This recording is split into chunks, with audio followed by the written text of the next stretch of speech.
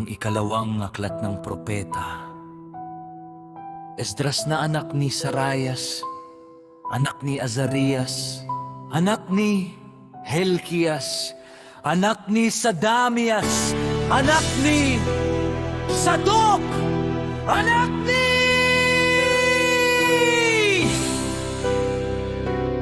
Akitob,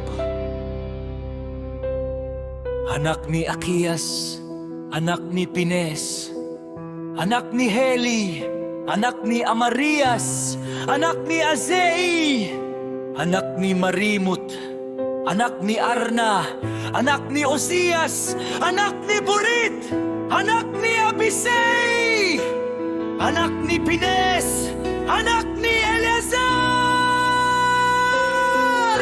anak ni Aaron, mula sa liping ni Levi, na nabihag sa lupain ng mga Medo noong paghahari ni Artajerjes na hari ng mga Persa. At ang salita ng alahaya, Yahweh, ay tumating sa akin na nagsasabi,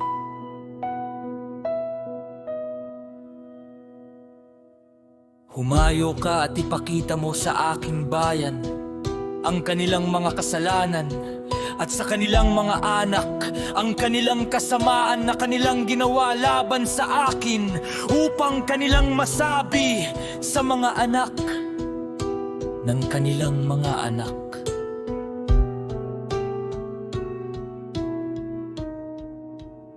Sapagkat ang mga kasalanan ng kanilang mga ama ay nadagdagan sa kanila, sapagkat ako ay kanilang kinalimutan at naghandog sa mga dayuhang Diyos.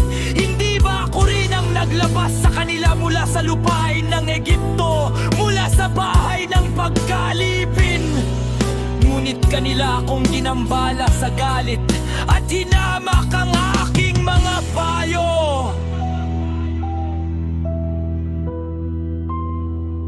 Bunutin mo nga ang buhok ng iyong ulo at ihagis mo ang lahat ng kasamaan sa kanila, sapagkat sila'y hindi naging masunurin sa aking kautusan, kundi isang mapanghimagsik na bayan.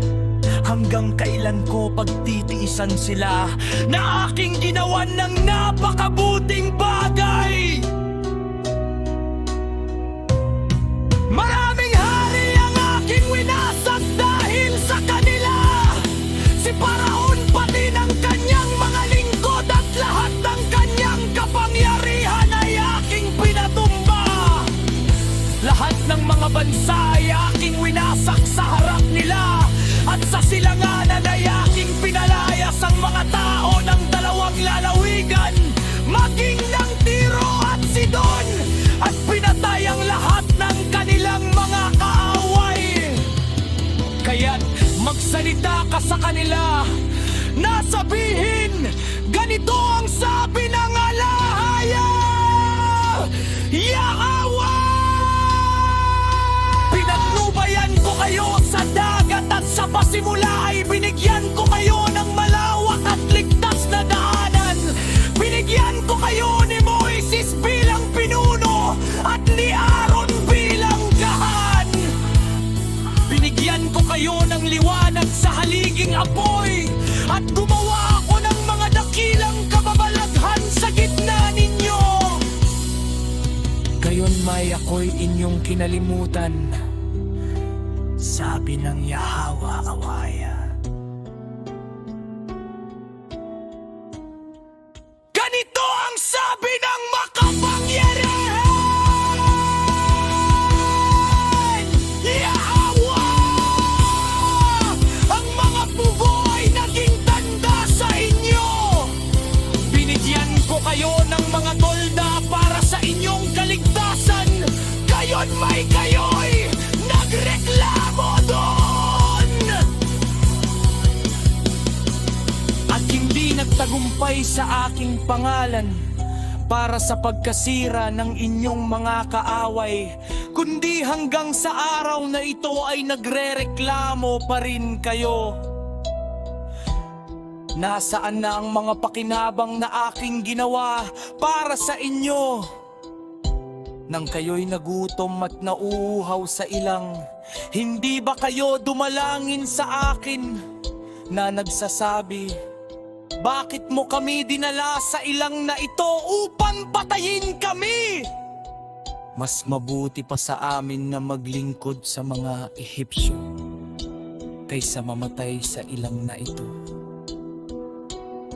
Kaya't naawa ako sa inyong pagtangis at binigyan ko kayo ng mana upang kainin at kinain ninyo ang tinapay ng mga anghel. Nang kayo'y mauhaw, hindi ba aking pinukpok ang bato at umagos ang tubig hanggang sa inyong kasaganan? Dahil sa init, tinakpan ko kayo ng mga dahon.